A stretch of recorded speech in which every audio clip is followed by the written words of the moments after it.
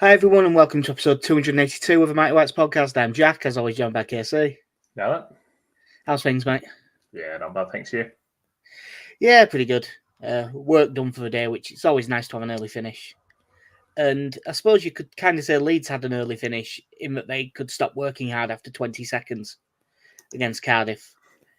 We'll get the nice bit of it out, the nice thing out of the way first. I thought that the tribute that they put on for Sol Bamba was very nicely done and very well handled, and it was nice to see. You don't often see two sets of fans coming together like that and all joined together to celebrate someone who was such a well-liked bloke. So that it was really nice to see him get a nice send-off, even if it is in shit circumstances. Yeah. I thought the kind of the way they did the tribute beforehand was really well done. It was quite nice to see. Sort of, obviously, I think we had Kinnear down there, didn't we, laying a wreath, and was Eddie Gray there as well? If Eddie Gray was there, it might have been on screen at a moment where I looked away or something because I didn't see him, but it may well have been. I know. I mean, there was. I'd assume he was there because he's always there. Yeah. And then like you say, it's just sort of a nice coincidence is probably the best way to put it of celebrating the life of someone who is well liked by two teams. Yeah, because in my head, it's not the two clubs I associate most with. Weirdly, that's Leeds and Hibs, and I don't know why. Is it Phil Hay? Well, I mean, I don't even know if it's that. It's just for some reason the thing that I have in my head. I wonder if it's maybe those years are like when I might have signed him on Football Manager from him or something like that. Yeah. But no, it was nice to see. And once I was done, the game started off, and from the first minute, you could see exactly what this game was. Because I'm passing it around the defence. As much as we will talk about the red card in a minute, from minute one, this was not a contest. No, it wasn't. They appeared to offer absolutely nothing. Yeah, that's all I've got. I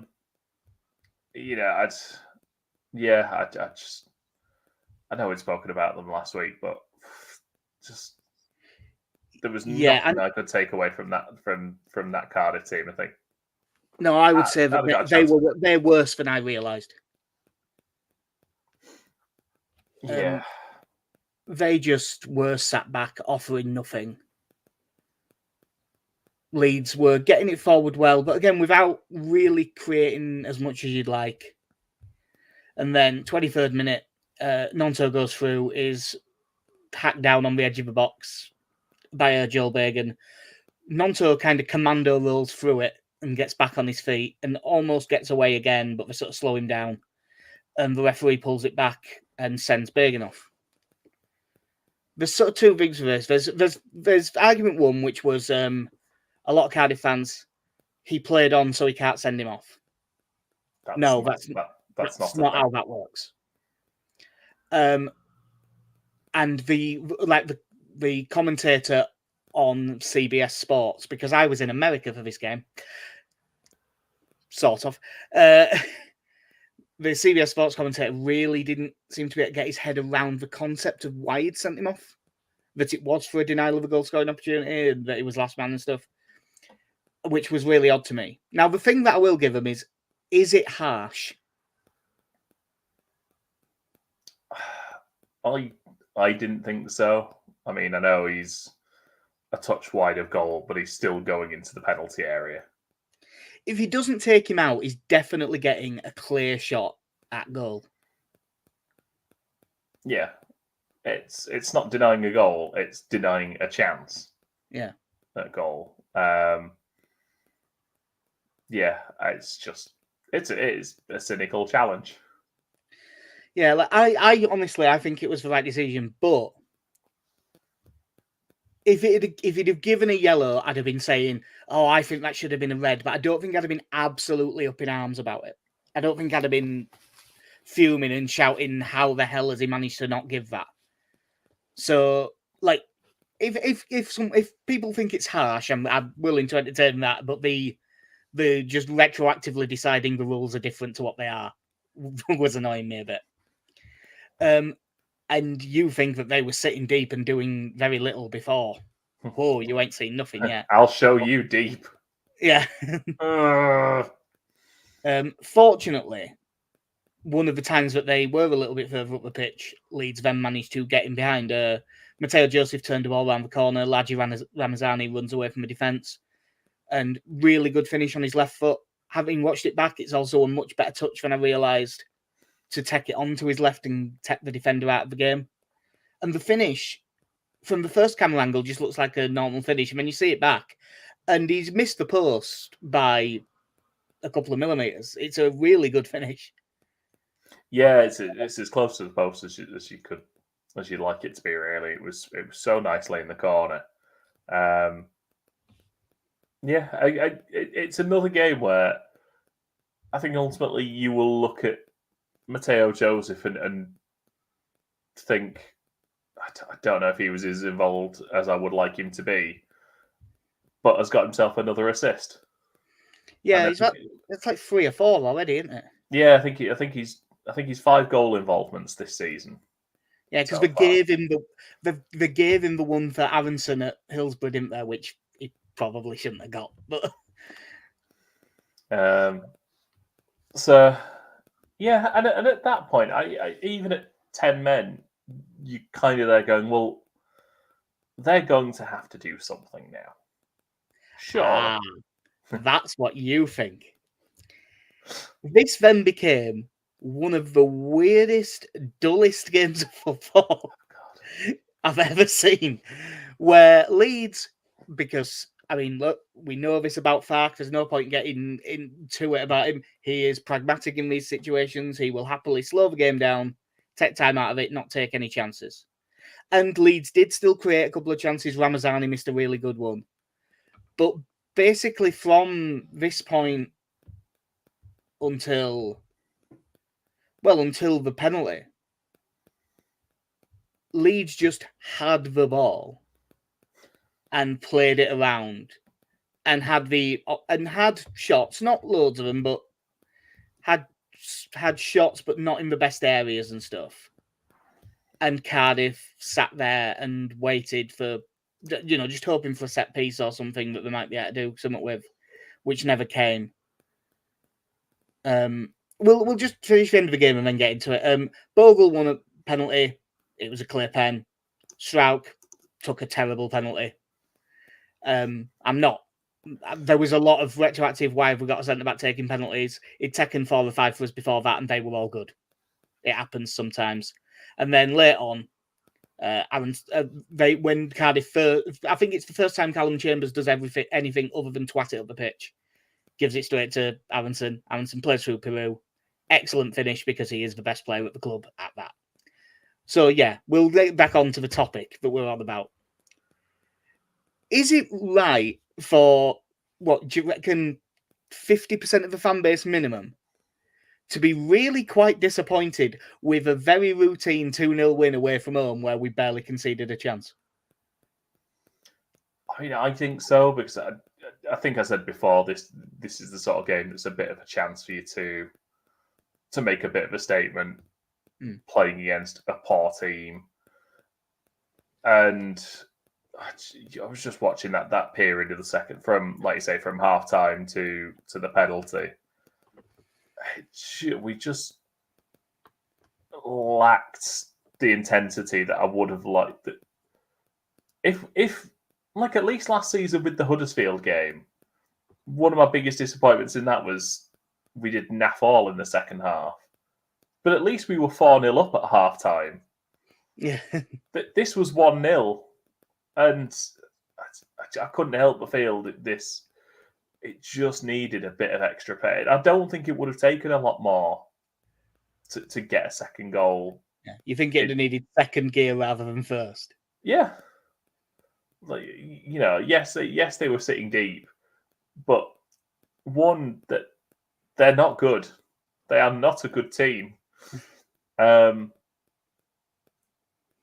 I just thought we seemed perfectly content to knock the ball around for 15 minutes or so without really doing much. And they also seemed perfectly fine with that.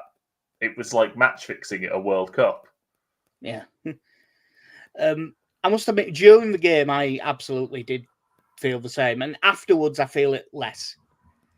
My main annoyance was, I don't think you can afford to do that when it's 1-0. No, that's what I mean. Like, if we'd have been 3-0 up, grand. Save your legs. Put Joffrey on. Whatever. I don't know. But yeah, we sort of seemed to go into power save mode, but didn't make any changes. And yeah, chance creation was. I'll say below average. Yeah, I mean, we had 7 shots on target, which, considering we had 80% of the ball against 10 men, and a bad 10 men at that, that's not enough.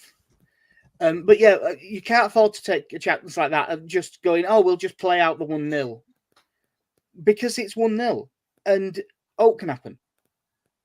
If it's 2 or 3, like, to be honest, even normally I wouldn't say it at 2, but in that game at 2, it was done. So that would have been fine. But yeah, and the thing that you said about the lack of changes really surprised me as well.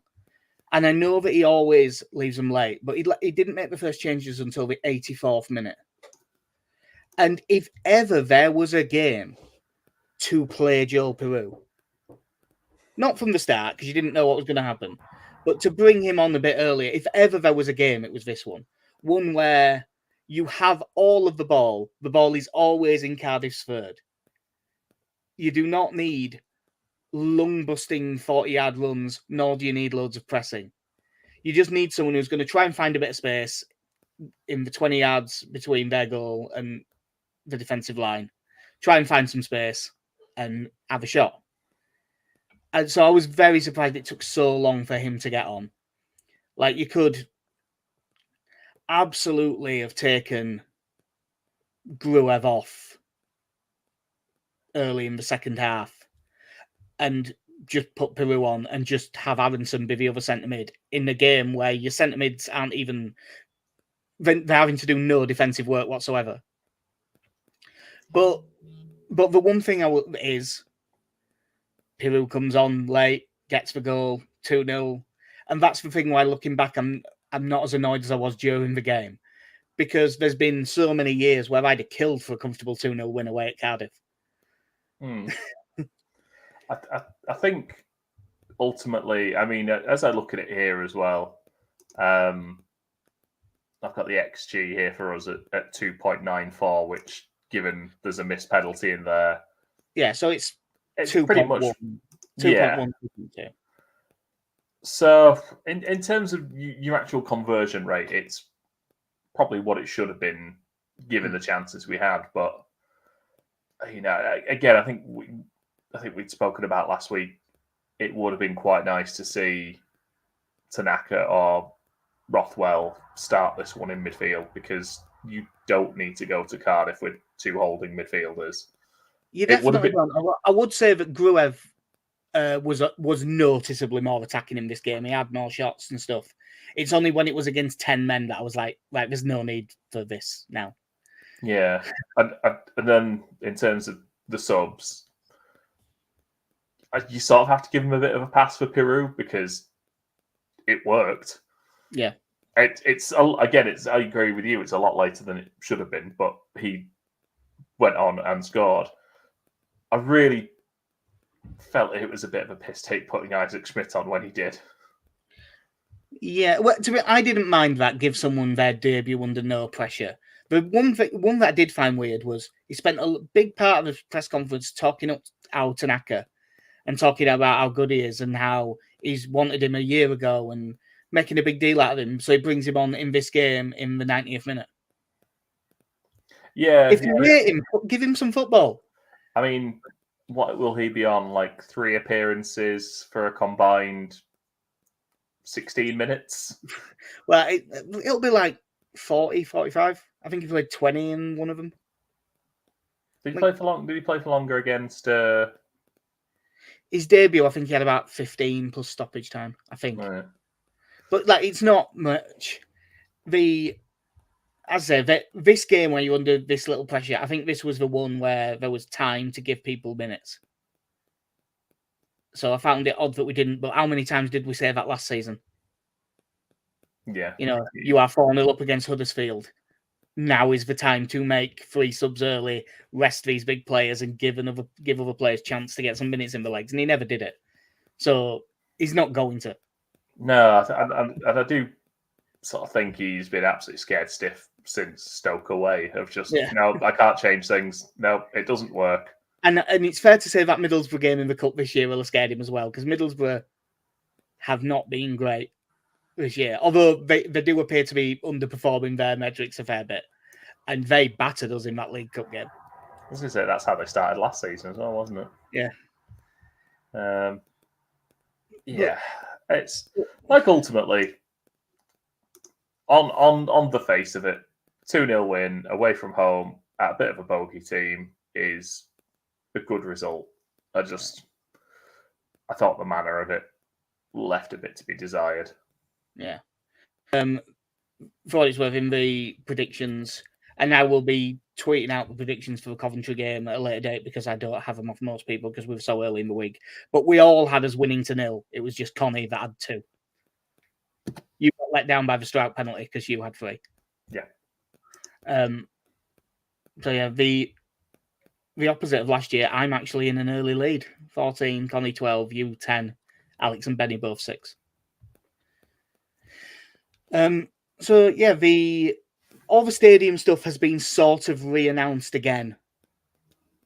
But I don't, while we're still in the Championship, I'm not even worrying about it much. No, I think we all know it ultimately sort of needs the Premier League funding as well for it. As I think in terms of the sustainability of it, I know. I'm just trying to remember. In terms of stadium work, does that impact the profit and sustainability, or is that discounted from that? I think that I'm not sure of the specifics, but there is something with facilities. It certainly doesn't count in the same way. Like the reason Everton are a mile below isn't because they've spent money on the new stadium. It's because they've given like Cenk Tosun 80 grand a week and then he's done nothing. So yeah, it's at this point, given this is the 3rd push now in my lifetime as a Leeds fan to get the stadium done. Yeah, I'll believe it once the West Stand's not there. Yeah, same. I know we were talking about this a bit last night in terms of it will be interesting to see the makeup of the ground during that time, because you'll have a reduced capacity at times, which means that you'd think it's almost going to be exclusively season ticket holders to a point. Well, what we now is like a full crowd is just short of 37,000. 3,000 of that minimum is away. Yeah, so you're already down to 34, and there's 23,000 season ticket holders, something like that. Yeah. So yeah, if you lose even half the West Stand at once, that don't leave much. No. Admittedly, the West Stand can physically only fit about 12 people in. Bloody leg room in those seats. Yeah. Well, I mean, the headline is it goes up to circa 53,000. You will get a lot of it will be corporate, but the actual number of seats will go up, and hopefully it goes somewhere to getting rid of the season ticket backlog. and then we'll just do whatever they're doing. We'll finally get it, and that's when we'll get relegated again, because that's how football works. Yeah,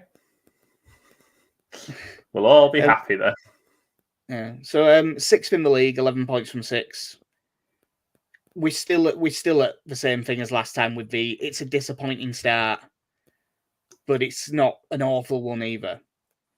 I hadn't realised how crap Coventry's start was. 19th place, 5 points from 6 games. It's pretty much since the FA Cup run. Like they were dropping off at the back end of last season, and it has continued.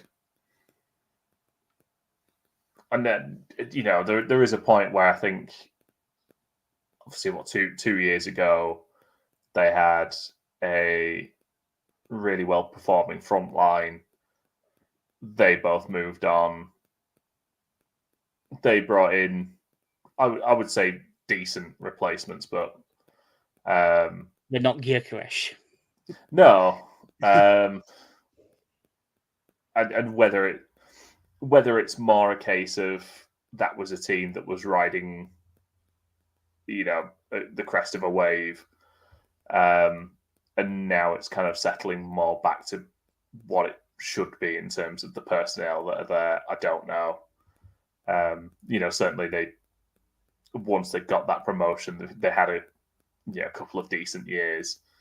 But I do wonder if it's a case of now it's kind of settling down more to where they actually should be. Yeah, I mean, 2 years ago, midfield of Callum O'Hare and Gus Hamer.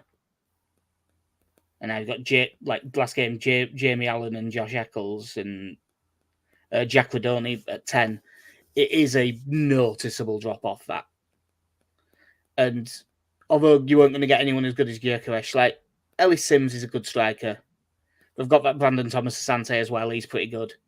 They played Norman Bissett up front in the last game, who I don't know anything about, but the other two are good strikers. I think that the only thing where I could say that they've still got, I quite like Hadji Wright as well. Bit of a big shit house, but he sometimes will show moments of real quality. He's a bit of an odd player. I think looking at their squad now, the only one that is like really standout good is that Van Uwijk at right back, who is a really good player, and I'm assuming that he's stayed because he'll have been the big one that was wanted, but there was no one else left, so they kind of had to keep him. Yeah, I know over the summer I think you'd mentioned him, and there's a few people talking about it, quite liking us to go in for him. I know he's a good player, but I'm just looking at this squad now, and I sort of hadn't realised how much it doesn't look like the same squad anymore. I still think of them as the team from 2 years ago that looked like they were really onto something, and they're just not that anymore. Like just going through their fixtures, like they got beat at Stoke, and Stoke have gone on to not do much this season. They beat Oxford 3-2 at home, but that was like a last minute winner in a game that they barely deserved it by the sounds of it. Draw at Bristol City, lose at home to Norwich, draw away at Watford, and lose at home to Swansea. It's not. I mean, they won't in any way turn on Mark Robbins anytime soon because he's done such a good job there. He's got all the credit in the world in the bank, and rightly so. But they want to be picking up quite soon. Otherwise, suddenly they'll look in trouble. I think I had them for the playoffs in pre-season. Yeah, like I say, last season they looked like they looked like they were going for the playoffs, and then like quite a few teams in and around there, they had that fall away. And I know they had the FA Cup run. What was it? Was it the semi-finals they got to? Yeah, they basically won it late on against Scum. And then the goal got disallowed because he was offside by a toenail. Yeah, just ruined everything. So yeah, like I say, you kind of look through here. There's just these last couple of years. Yeah, there's just been big names have been sold on, and they just probably haven't quite been able to replace them. With the way that we're defending this season, I've looked at Coventry in previous years and thought, oh, that guy worries me and that guy worries me. And yeah, Hadji Wright on a good day still does, and Brandon Thomas Asante will give any defender who's up against a hard time. But there's nothing in there that I'm particularly fearing. It's like, I mean, to be honest, probably my biggest fear is like Bobby Thomas at a set piece or something, because he's massive. He's a big lad. Hadji Wright's a big lad. Ellis Sims is a strong lad. Yeah, and he's another one who, on his day, is very good. Yeah, let's just have a look, actually, because what was he at Coventry last season as well? So, 13 goals for Ellis Sims last season. Mm. You know, you look and think they probably should be a more solid team. It's 16 for Hadji Wright as well in the championship. Yeah, but as a front two, you'd be relatively happy with that. I just think from that squad they'll be wanting to solidify that. I look at that team and think that should be a mid-table team. Yeah, I'm just looking down their squad list. They've also got Efren Mason-Clark, and that's the guy. You know, the guy that played on the wing for Peterborough against us, who looked really good. Yeah, that is him. So he's quite tricky and quick, and definitely has it in him to beat whichever fullback he's up against, because he can play either side. Yeah, but yeah, I didn't realize he was there. I mean, by the looks of it, he was like he signed him from Peterborough and then they sent him back on loan. And it's always nice to see an England C international. You don't get many anymore. Yeah, it's like I say, I think looking through that, it's one of those scenes where I look and think, if you're still playing this way and getting these sorts of results in another month, you're probably going to be in trouble. If you have a decent couple of results over the next few weeks, you'll be fine. Yeah. He also doesn't look to have been played much, but they also signed Liam Kitching, didn't they? Forgot about that. Yeah, he played a bit last season. Always nice to see him make that comeback. Yeah, drop down a bit. My first thought, looking at like their team and how it's been, they'll probably swap over sides. I'm assuming that they're both going to start. Whichever, either Nonto or Ramazani running at Jake Bidwell. I very much fancy them to win that. And with Bogle on that side as well, I think it could be a tough one for Bidwell. He may well be in there to get a yellow card if I do like a bet builder or something. Yeah. Yes. And and probably a couple of fouls for Jamie Allen. I reckon will be the things that I'm looking at. When it comes to Leeds, obviously we're way too early in the week to have any team news. The only change before was Ramazani coming in for Solomon being injured, obviously. Ramazani, I thought, had a good first start. But the thing with him, there's some similarities to like early Somerville appearances, where I'm watching him going, yeah, that was good, but I feel like there's more to come. And I definitely think there's more to come with Ramazani. So I'm hoping that he keeps his place, and knowing Farker after a performance like that, it'll probably be unchanged. I think the big question actually that came out of the weekend's game was who did the celebration better? Is it Ramazani? Is it Trezor Candle? Or is it Willie Nonto? Have you seen that from the other angle? No. As Ramazani does it, Nonto does like a cartwheel and then just like jumps up in the air because he can't do a flip.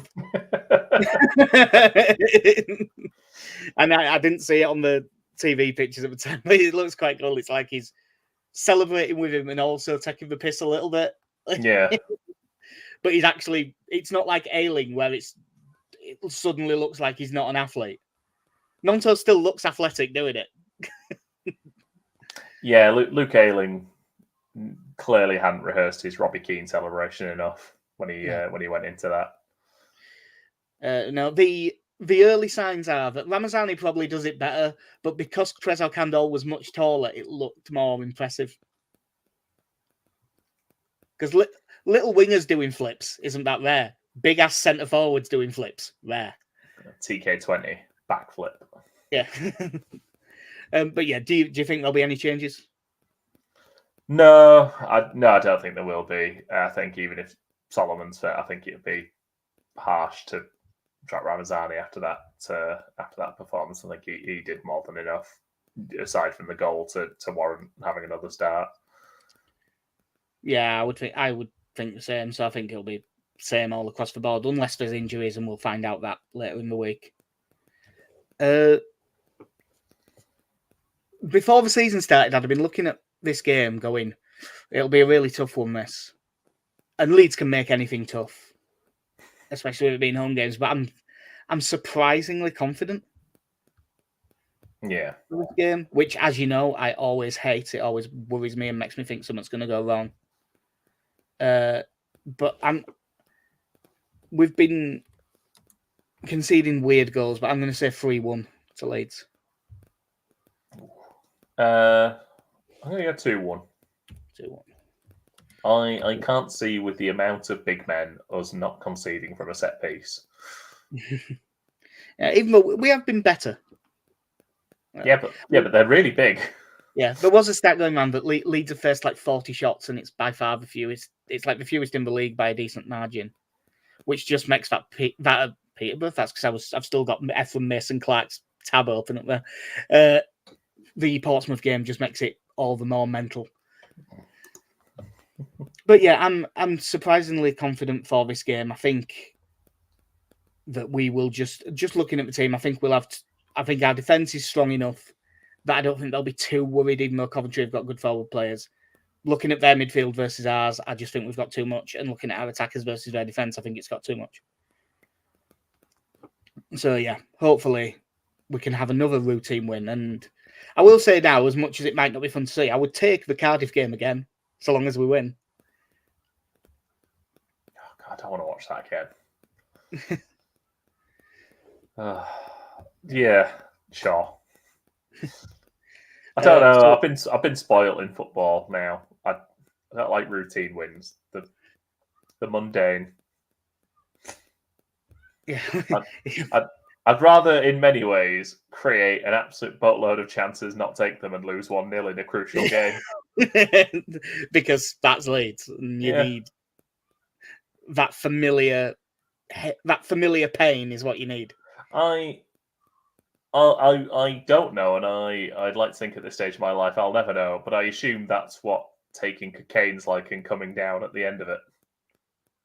I'm the wrong person to ask. Yeah. You never ask fat people about coke, because they don't know. You ask skinny people about coke. But yeah, I think that will do us for episode 282. Unless some weird big story breaks, that we won't do it until after the game. Also, my sister is ringing me. I will ring her back in a second. Hello. In a podcast, yeah. So yeah, I will. I reckon that we'll probably be back on the Monday or the Tuesday next week. Yeah, that sounds about right. Cool. So yeah, that'll do us for episode 282. I've been Jack. See ya. I've been Casey. Have a good one.